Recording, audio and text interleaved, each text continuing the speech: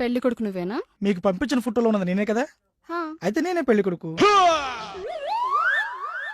ఇంతకీ నేను మీకు నచ్చానా? అందుకే కదా ఈ ఎదవనేసుకుని మరి వచ్చింది. మ్మ్. మీరు నాకు నచ్చారో లేదో చెప్పే ముందు నాకు కొన్ని కండిషన్స్ ఉన్నాయి. అవి మీకు ఓకే అయితే తర్వాత స్టెప్కి వెళ్దాం. ఓకే, ఏంటే కండిషన్స్?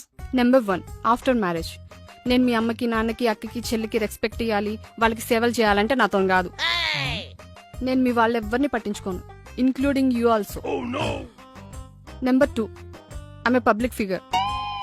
ఎలాగూ పెళ్ళైంది కదా అని ఇన్స్టా ఐడి, ఎఫ్బి ఐడి అడగొద్దు.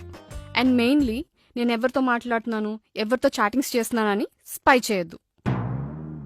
నెంబర్ 3, నేను ఇంటికి ఎప్పుడైనా వస్తాను, ఎప్పుడైనా వెళ్తాను, ఎందుకు ఏమిటి అని నువ్వు నన్ను అడగొద్దు.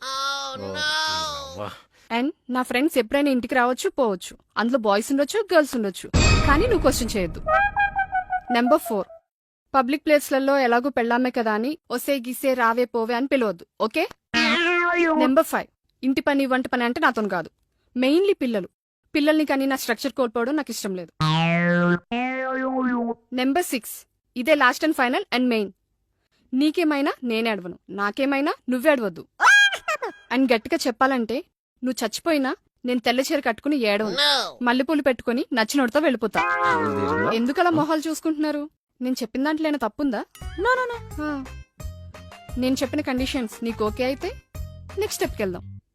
ఆహా, కంగారు పడుకు, 5 minutes టైం తీసుకో. అంతవరకు bearer 4 thumbs up.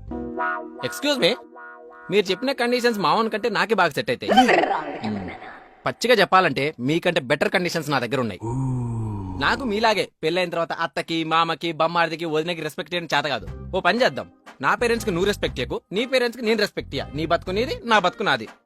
Number 2, I'm also a public figure. నా ఇన్స్టా ఐడి, నా ఎఫ్బి ఐడి నువ్వు అడగొద్దు. నేను చాటింగ్ చేసుకుంటాను, నేను డేటింగ్ లకు వెళ్తుంటాను.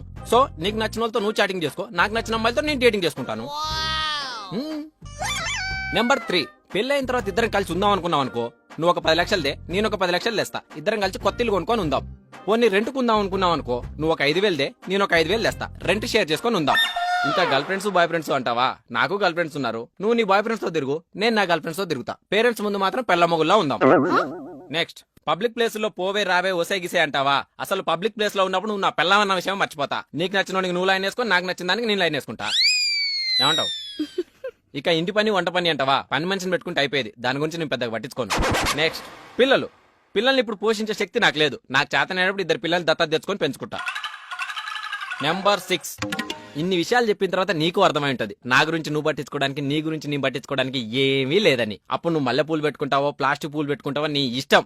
నేను బాధపడను, ఏడవను, నీ గురించి ఆలోచించను, ఓకే? ఈ కండిషన్స్ అన్ని నీకు ఓకే అయితే మనం ఇప్పుడే పెళ్లి చేసుకుందాం.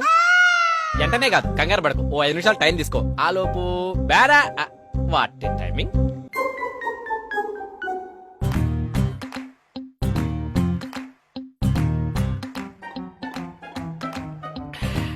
ఏమంటావు?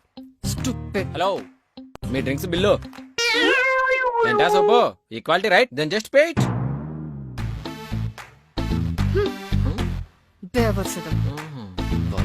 ఎక్స్క్యూజ్ మీ, మీరు చెప్పిన కండిషన్స్ నాకు ఓకే, మీకు ఓకే అయితే మన ఇద్దరు పెళ్లి చేసుకుందాం. నీకైతే వేరే కండిషన్స్ ఉన్నాయి, చెప్పంటావా? వేస్ట్.